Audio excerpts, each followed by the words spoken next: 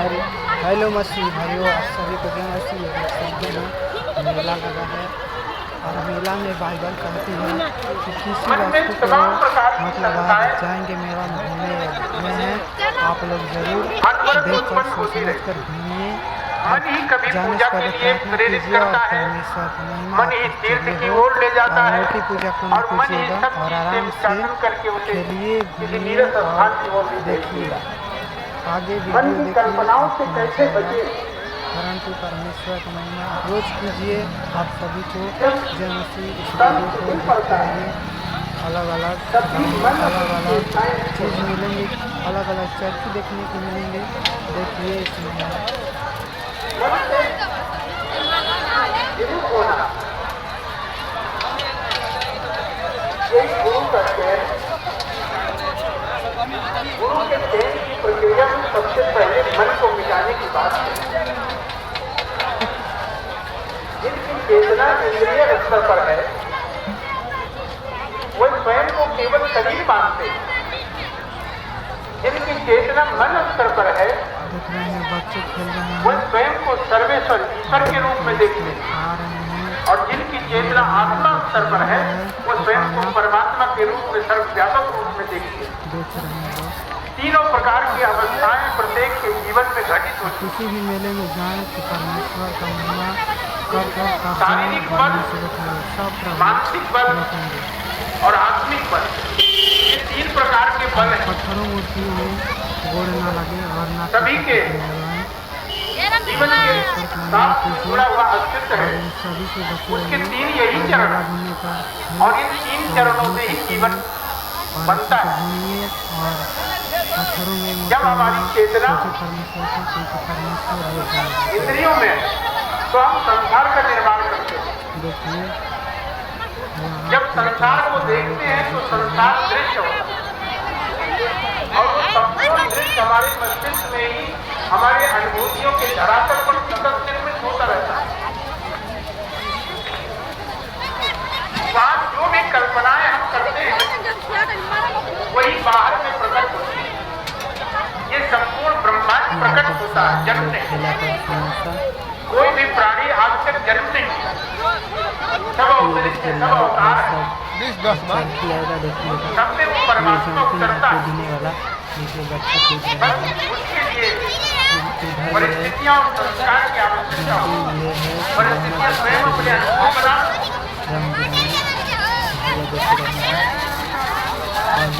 या संस्कारों द्वारा अपने आप को चैतन्य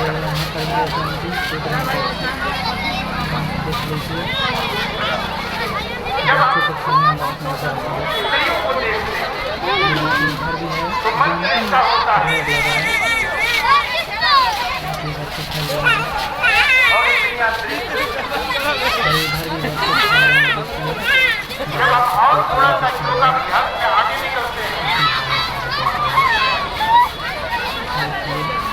तो मन दृश्य हो जाता है और आत्मा दृश्य और उसकी आगे बढ़ी साक्षी भाव से ऊपर उठे हुआ तो आत्मा दृश्य हो जाता है और परमात्मा यही अवस्था भोग की है, यही निर्वाण है, यही कैवल्य है।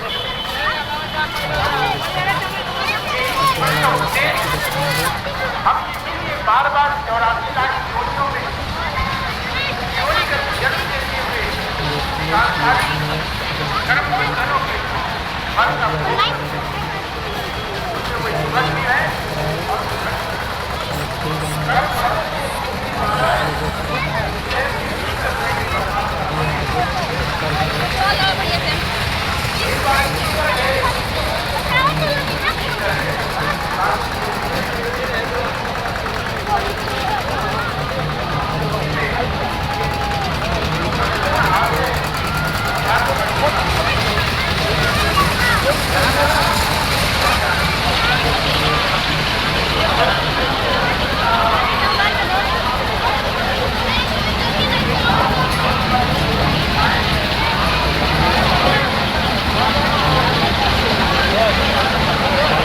Kota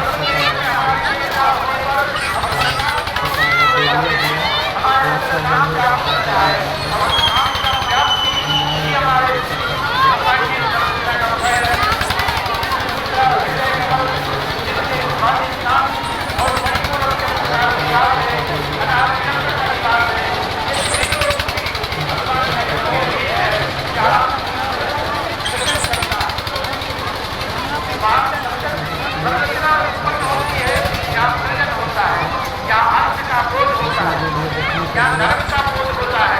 और यही से ऊपर जब कोई आदमी अपनी चेतना से